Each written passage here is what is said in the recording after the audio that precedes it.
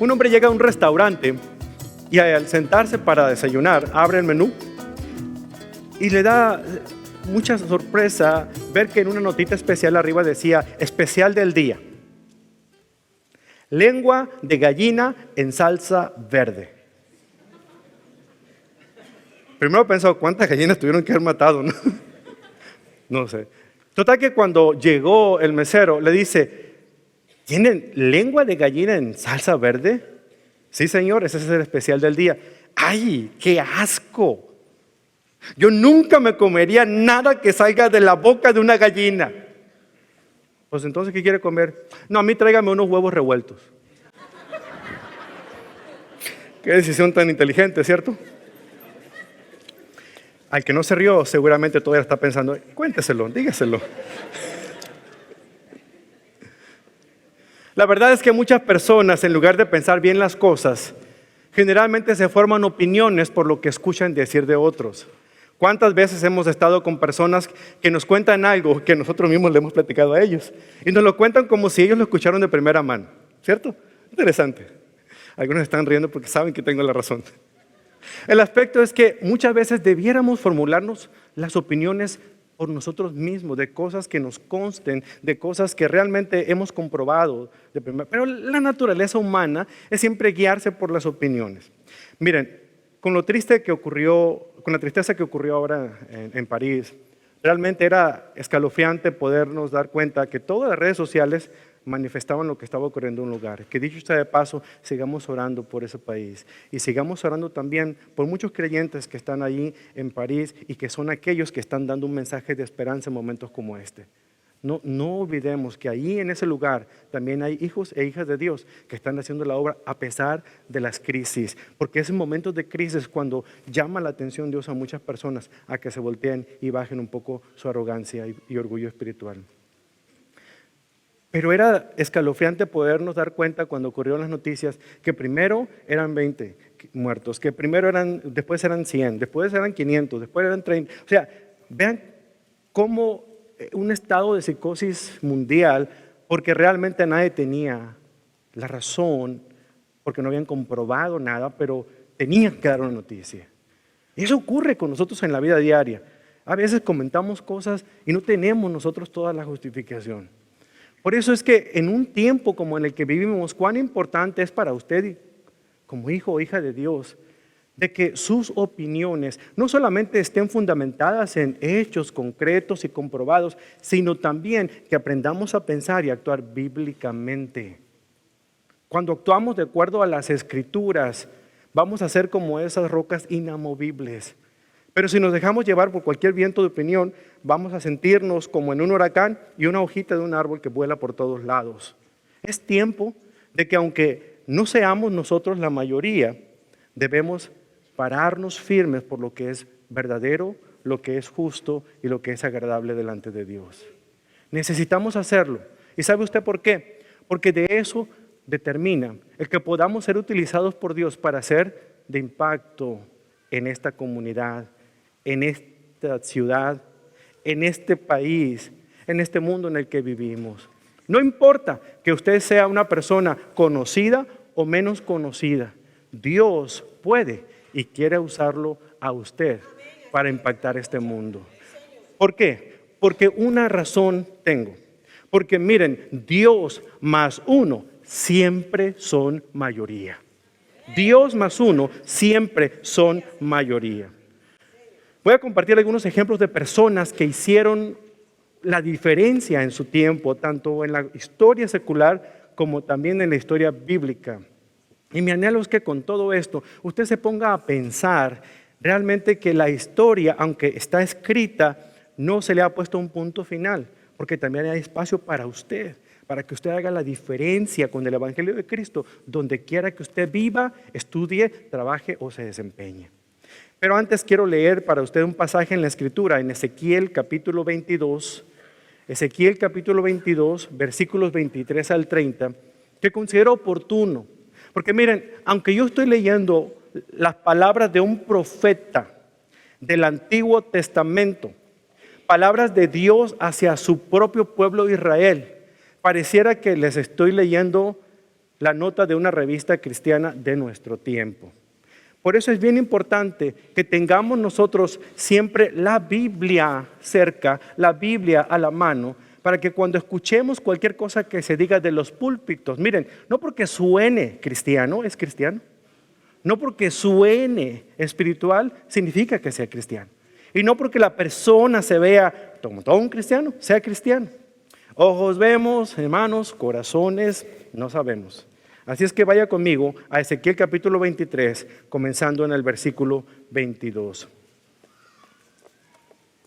Voy a leer de la versión de la Nueva Traducción Viviente, pero usted sígame en la versión que usted traiga. Como siempre lo digo, la mejor versión de la Biblia es la que se lee. Así que si trae su Biblia, léala, por favor. Ezequiel capítulo 23, versículo 22.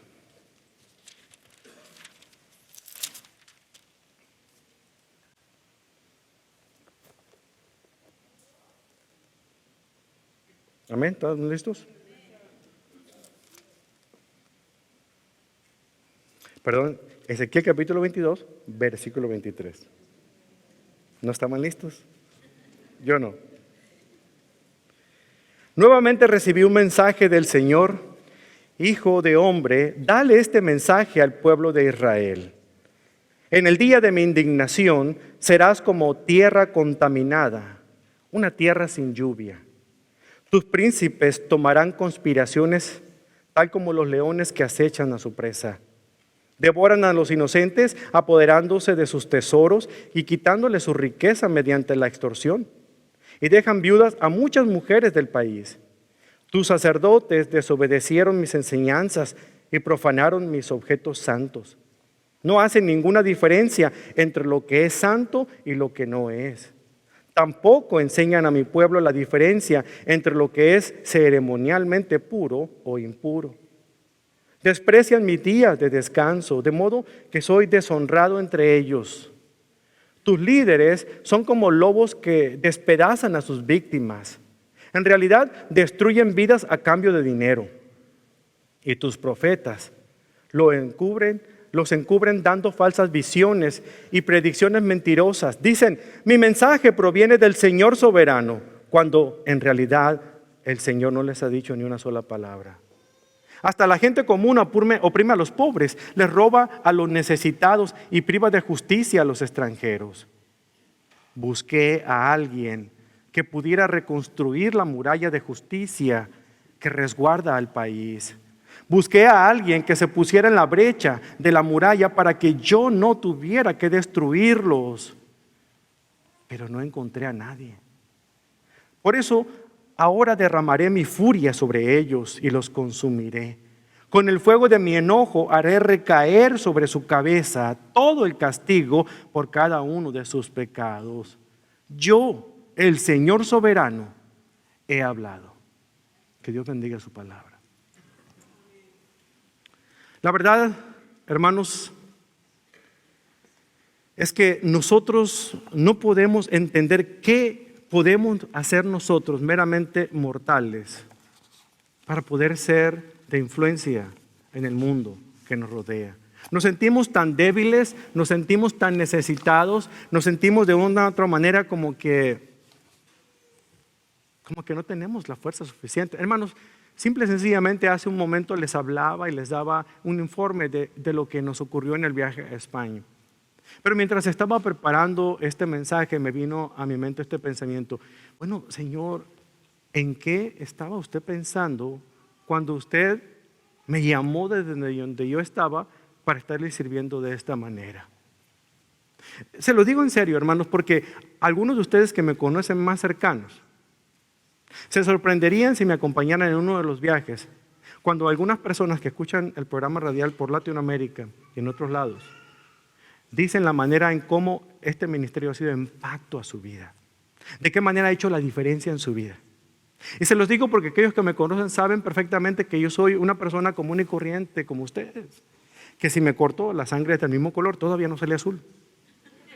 Y que sufro, y yo creo que nadie me conoce mejor que mi propia esposa, que me tiene que escuchar en español y en inglés, o sea, para corregir bien el problema, y sabe perfectamente cuáles son mis debilidades. Yo digo: Señor, ¿Estás seguro? ¿Estás en serio? Ayer estábamos en un evento muy interesante. Miren, celebraban 125 años una agencia misionera muy conocida en Latinoamérica, fundada aquí en Dallas, Camino Global. Y yo tenía la oportunidad de compartir primero en español y luego en inglés acerca de la necesidad de entrenamiento del pueblo hispano, evangélico, no solamente en Estados Unidos, sino en el mundo, para hacer la diferencia en esta nación y más allá. Porque creo firmemente que este es el tiempo del latino, en donde quiera que vivamos, para que Dios nos use para impactar el mundo. Lo creo. Lo que me cuesta creer es que yo sea uno de ellos. Porque digo, Señor, yo me conozco y sé mis fallas. Es difícil, hermanos, que realmente yo me ponga a pensar en eso. Hay una voz interior que siempre me dice, no te la creas, no te la creas. Y a veces me admiro de algunos que sí se la creen, porque se les llena la cabeza de humo que se quedan volando. Predican tan hermoso, pero cuando van bajando por ahí, no los puedo ni tocar, porque se cae uno para atrás. Y no necesariamente porque levantaron la mano. Simple y sencillamente porque se han olvidado de que el reflector es para Cristo y no para uno. Realmente necesitamos darnos cuenta que es Cristo en nosotros el que hace las cosas. No hay nada en nosotros que tenga nada mágico ni poderoso, si no fuera el Espíritu de Dios, que es el que nos habilita para hacer y de hacer. Sin embargo, en la gracia de Dios hay ejemplos en la historia universal, en la historia de nuestro tiempo, que Dios permitió que muchas personas, aunque creyeran en Él o no, tuvieran un impacto. Y si la historia cuenta de esos héroes, lo hace porque de una u otra manera nuestro Dios quiere que pensemos que a final de cuentas corresponde a Él a quienes otorga algún tipo de atributo o a quien utiliza para impactar a los de alrededor. Me traslado al siglo XVI, a un gran hombre que él utilizó para encender la llama del Evangelio, al despertar finalmente a una conciencia clara de que era importante de que la Biblia pudiera leerse en el idioma vernáculo de la gente. Es decir, que la persona en su propio idioma debiera leer las Escrituras y entenderlas. Porque por muchos años y siglos la Biblia estaba encadenada a un púlpito romano. Solamente el idioma oficial de la religión era el latín. Y solamente las personas que entendían ese idioma y que oficiaban en ese idioma eran los únicos que podían leerla y explicarla. Y este monje ordinario, común y corriente, que padecía en cierta manera de esquizofrenia por ahí porque pensaba que había demonios persiguiéndolo, constantemente él no se consideraba digno de nada.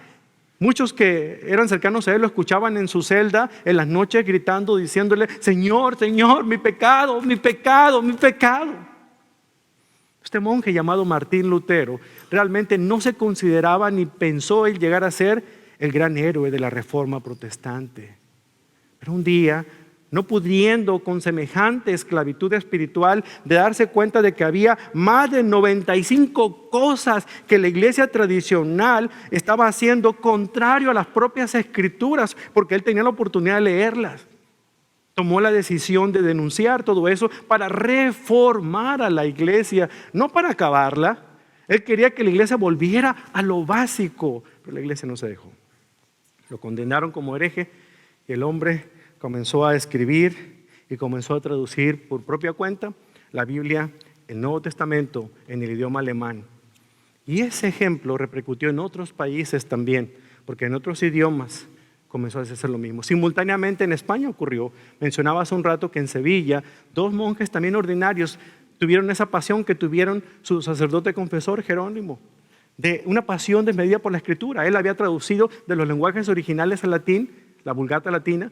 Ahora estos monjes de esa orden de San Jerónimo tenían una pasión por la escritura y descubrieron cosas interesantes. Y es que algo sucede, hermanos, de verdad. Miren, yo considero que en la iglesia tradicional mucha gente tiene un corazón para Dios y hay potencialmente muchos cristianos en la iglesia tradicional.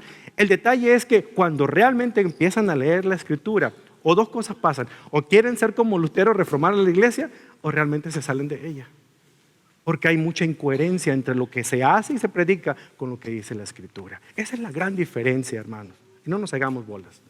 El punto aquí al que quiero llegar es este. Este hombre fue usado por Dios para impactar a su medio. Y él no lo pedía, él no lo buscaba, él no lo deseaba. Lo único que quería era de alguna otra manera que esa gracia que él encontró al leer el libro de Romanos, donde dijo que el justo vive por la fe, lo supieran todas las personas de todo el mundo, comenzando con el pueblo alemán. Más adelante, casi contemporáneo a la vida de él, un hombre que no tiene nada que ver aparentemente con lo que era el movimiento de la Reforma, fue el iniciador de la época del Renacimiento. Me refiero a un gran personaje, Leonardo da Vinci. Este es un hombre multifacético, era un hombre que era ingeniero, pero también era poeta, pintor, escultor. Hacía dibujos que nadie en su vida podía hacer. Hacía pinturas que nadie podía igualar.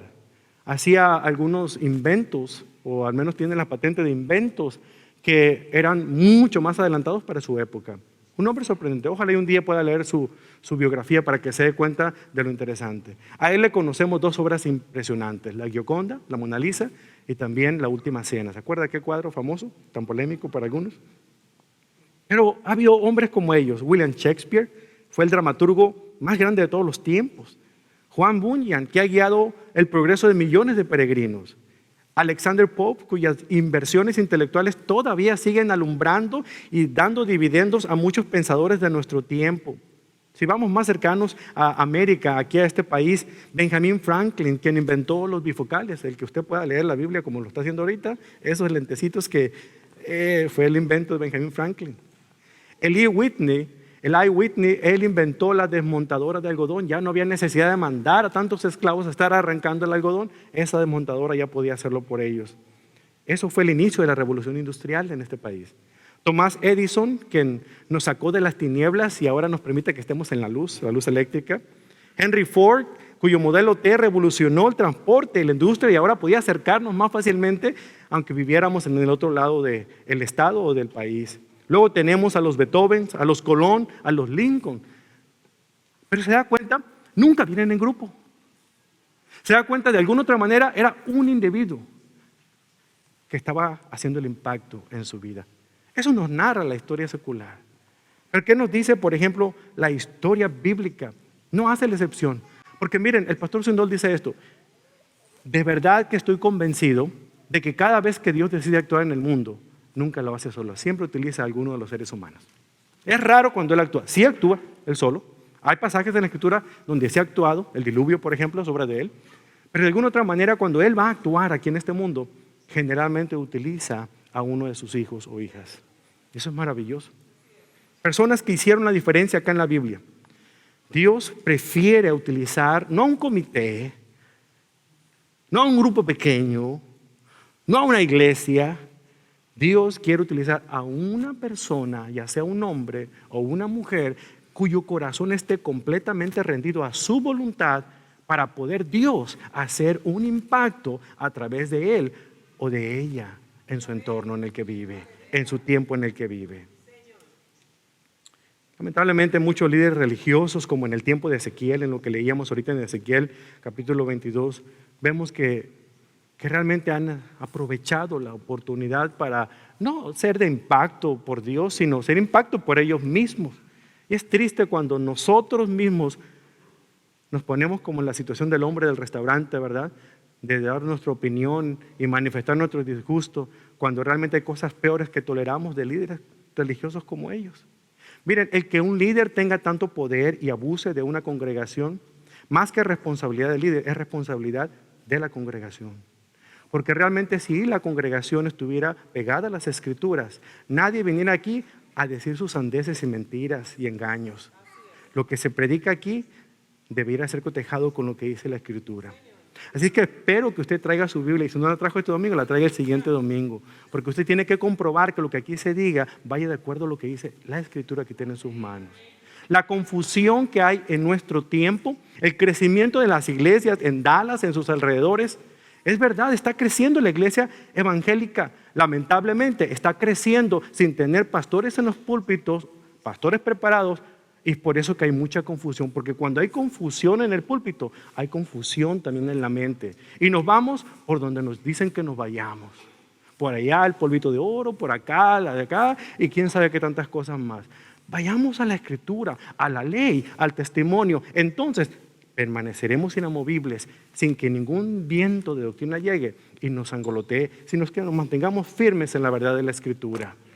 Esa es la garantía que podemos tener de dejar que Dios nos utilice para su honra, para su gloria y para sus propósitos. Entonces, hermanos, veamos de qué manera algunos personajes de aquí de la Escritura fueron de impacto. Pensemos en Noé, por ejemplo. En Génesis capítulo 6 está la historia de Noé. Fue un hombre que halló favor delante del Señor. Y ese favor delante del Señor le permitió a Noé realmente encontrar esa gracia especial para dedicarse a hacer cosas grandes. Imagínense, para el tiempo en que Noé se le fue dada una orden especial de parte de Dios de construir un arca para preservar a todas las especies de animales que hubiera en pareja. Un arca porque Dios estaba cansado, Dios estaba harto. En alguna de las Biblias que ustedes tienen, algunas versiones dicen aquí en Génesis 6 que Dios se arrepintió de haber creado a la humanidad.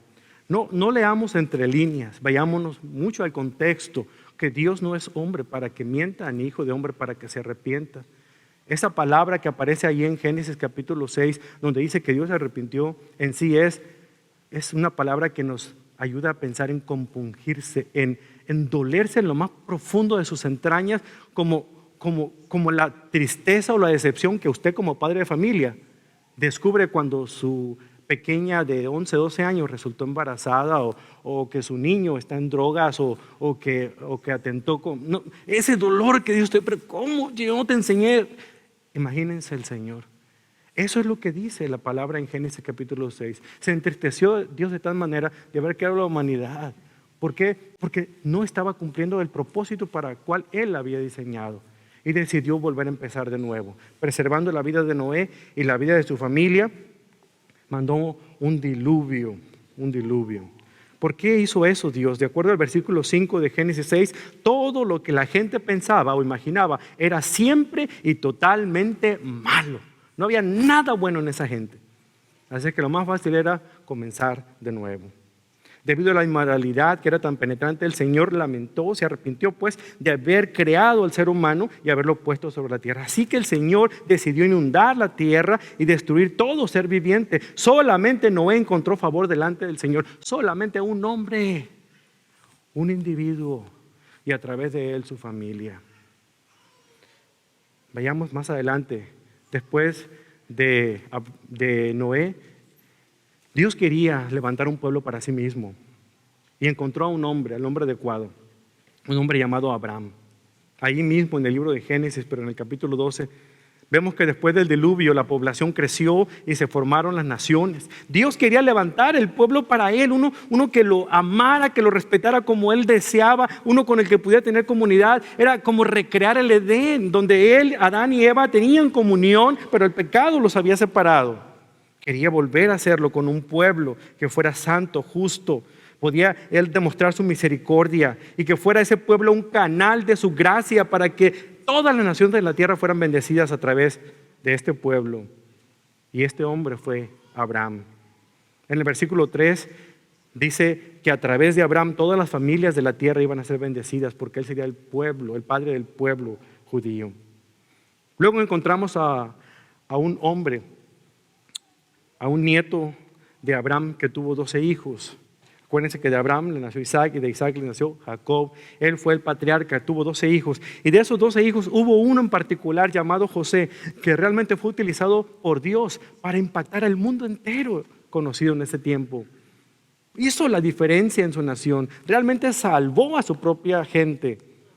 Vendido por sus propios hermanos a unas tribus que pasaban por ahí, que mercadeaban con esclavos, fue llevado a Egipto. Allá lo compró otro dueño de esclavos y por situaciones que ocurrieron ahí fue arrojado a una cárcel egipcia. Y estando en esas situaciones pensando, ¿qué de bueno puede salir de todo esto en mi vida, Señor? El Señor se acordó de él y le dio un don muy particular porque adivinaba sueños. Y en ese lugar pudo adivinar los sueños de dos personas que un día uno de ellos lo recordó. Y llegó a ser José, el soñador, el hombre más importante de Egipto después del faraón, el primer ministro de esa nación, salvando a su familia de que muriera de hambre en ese tiempo. Más adelante vemos que ahí en Egipto nació un príncipe muy particular llamado Moisés. Sus padres, ante la amenaza de que hubiera destrucción, porque los faraones que conocían a José ya no se acordaron más adelante de lo que José había hecho. Así es que ya no querían a los hebreos porque habían proliferado por todos lados. Imagínense, cerca de 2 millones de hebreos en ese lugar. Así es que algo tenía que hacer con ellos, estos faraones nuevos que ya no se acordaron de lo que había hecho en la antigüedad José. Así es que quisieron obligarlos con trabajos forzados, duplicarles la manera en la cual los humillaban, los lastimaban. De alguna otra manera trataban de acabar con ellos, pero con trabajos forzados. Entonces el Señor, escuchando el lamento de ese pueblo que él anhelaba, levanta un líder, pero no de ahí. Ahí en esa situación nació un bebé que sus padres, por temor a que la orden o edicto de Faraón era que mataran a todos los niños muy pequeños, la madre lo salvó poniéndolo en una canasta y lo pusieron en el río. Y allí estaba bañándose la hija de Faraón, y en esa canasta llamada Moisés venía un bebé. Ese fue el nombre. No la pensó mucho la señora de ponerle el nombre a ese bebé, ¿verdad? Le puso Moisés. Lo nombró el príncipe de Egipto. Pero no entendiendo muy bien cuál era el plan de Dios, decide hacer la voluntad de Dios, no en el tiempo adecuado, y él tiene que salir huyendo de Egipto.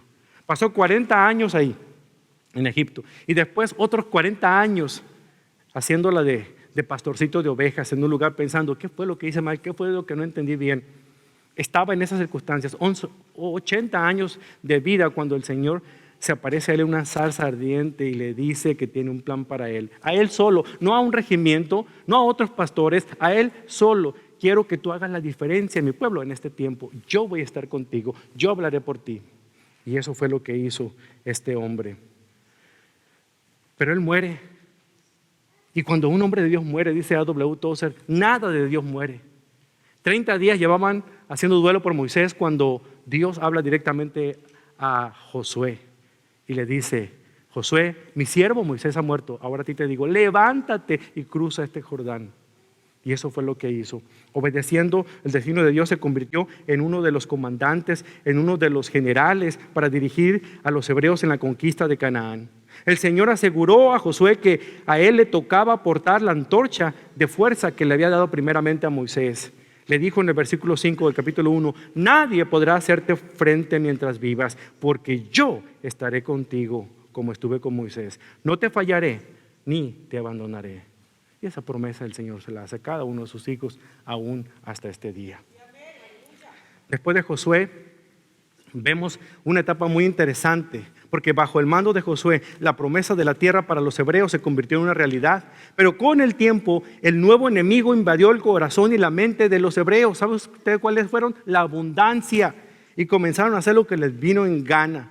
La nación se volvió cada vez más indiferente a las leyes de Dios, se apartaron. ¿Qué estrategia entonces emplearía Dios para hacer volver a su pueblo? ¿Saben qué hizo? Primero que nada, los humilló. Les quitó todo lo que tenían. Los dejó que cayeran en manos de los enemigos. Después levantó jueces, uno por uno, no todos, para que ellos guiaran al pueblo al arrepentimiento. Hombres individuales y mujeres también, para que fueran jueces. Débora, Gedeón, Jefté, Sansón, para liberar al pueblo. Uno de los últimos jueces fue Samuel, otro individuo, otro hombre que hizo historia. El último de los jueces que trabajó como juez y profeta durante el periodo único de transición en la historia de Israel, cuando las 12 tribus eran autónomas y empezaron a unirse en una sola. Las 12 tribus estaban por sus lados, pero bajo la dirección de Samuel comenzaron a unirse en un reino unido. Entonces el pueblo comenzaba a clamar para que tuvieran un dirigente. Y Dios les concedió su petición, aunque no era el tiempo de él. Levantó la monarquía de Israel, primeramente a Saúl, a David y a Salomón después de él. Fíjense, un solo hombre le tocó coronar a los primeros dos, Samuel.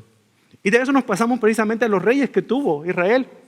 Vemos a un Saúl, a un David, a un Salomón, porque realmente cada uno en su tiempo causaron un impacto en la sociedad en la que vivían, hicieron la diferencia en el pueblo de Israel. Algunas veces impactaban en sentido positivo por los grandes alcances y logros, y otras veces en sentido negativo cuando caían, en el caso de Saúl, en el caso de Salomón, constantemente en el pecado de idolatría. Por eso el Señor ante la situación de la perversión de los reyes, que muchos de ellos fueron reyes perversos, comenzó a levantar a hombres que fueran de acuerdo a su corazón y que le obedecieran. Levantó a los profetas de Israel, cada uno por nombre. Y si usted va al libro de los profetas en su Biblia, verá el nombre de cada uno de ellos. En lo individual, Dios se relacionaba con cada uno y lo utilizaba ese hombre para que fuera un impacto a su alrededor y hiciera la diferencia en su trono. Los libros de la Biblia llevan sus nombres. Luego el Señor, recordando la promesa que tenía, hace volver a su pueblo de la cautividad, porque los profetas anunciaban destrucción y dijeron: por desobedecer al Señor, el Señor va a condenarnos. El reino unido de Israel se dividió después del descendiente de Salomón. ¿Y qué fue lo que ocurrió? Un reino se puso en el norte y otro reino quedó en el sur. En el norte estaba Samaria como capital, en el sur estaba precisamente Judá como capital, Jerusalén. Esas dos naciones. Pero el Señor de alguna otra manera trató de hacer volver a su pueblo, mandándoles enemigos para que ellos se acordaran de Él y volvieran a Él, pero no querían hacer caso.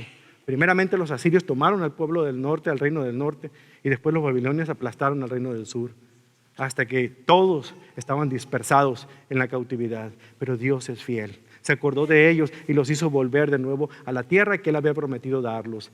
De mano de 3 hombres, cada uno con un contingente, Zorobabel, Esdras y Nehemías, hizo volver a su pueblo. A pesar de las advertencias de Dios, ambos reinos cayeron. Sin embargo, el Señor volvió a acordarse de ellos. Estos hombres tuvieron la visión, la fe para reconstruir primero el templo, luego las murallas y, lo más importante, el espíritu nacionalista del pueblo de Israel que ya había vuelto a casa. Luego hay 400 años de silencio en el Antiguo Testamento. No volvió a surgir otro profeta. Hasta que un hombre que venía del desierto comiendo langostas, y no de las que a usted le gustan, sino saltamontes, ¿verdad?, con miel y vestido en pieles, empezó a clamar en el desierto: voz que clama en el desierto, enderezad vuestros caminos para la venida del Mesías. Me refiero a Juan el Bautista. Este fue el profeta del Nuevo Testamento anunciando la venida del Mesías. Y luego tenemos aquel que sin precedencia ha sido el hombre que más impacto ha hecho en toda la historia de la humanidad. El hombre que ha transformado la historia y la ha dividido en dos, porque toda la historia se hace antes y después del nombre de Jesucristo. Uno de los historiadores de todos los tiempos, Philip Schaff, habla acerca de este hombre de esta manera. Escúchelo. Este Jesús de Nazaret, sin dinero ni armas, conquistó más millones que Alejandro el Grande, Julio César, Mahoma, Napoleón, todos ellos juntos. Sin ciencia ni erudición, derramó más luz sobre las cosas humanas y divinas que todos los filósofos y los eruditos combinados. Sin la elocuencia de las escuelas, él habló tales palabras de vida como nunca antes o después fueron dichas, y produjo efectos que yacen más allá del alcance de oradores y poetas. Sin escribir ni una sola línea, ha puesto en movimiento más plumas y proporcionando temas para más sermones, oratorias, discusiones, volúmenes de erudición, obras de arte, cánticos de alabanza, que todo un ejército de grandes hombres de los tiempos antiguos y modernos. Ese es el Jesús en quien ustedes y yo creemos, que ha cambiado la historia. Den un aplauso al Señor.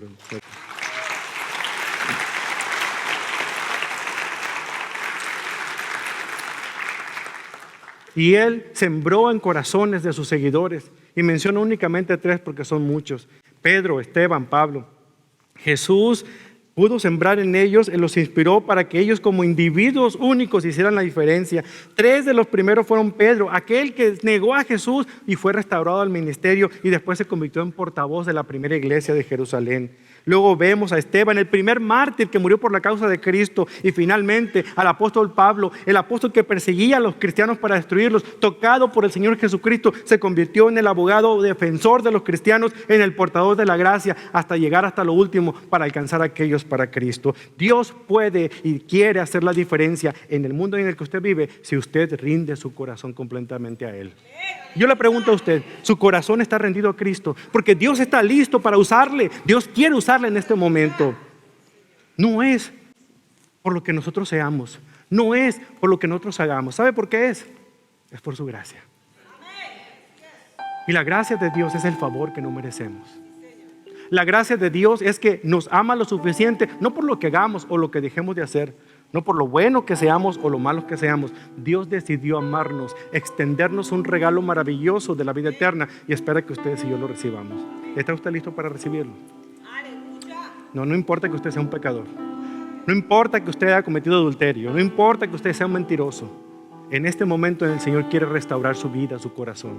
En este momento el Señor Jesucristo quiere hacer algo y decirle: hijo, hija, yo sé que me has fallado, pero en este momento yo quiero decirte algo. Yo quiero hacer nuevas todas las cosas.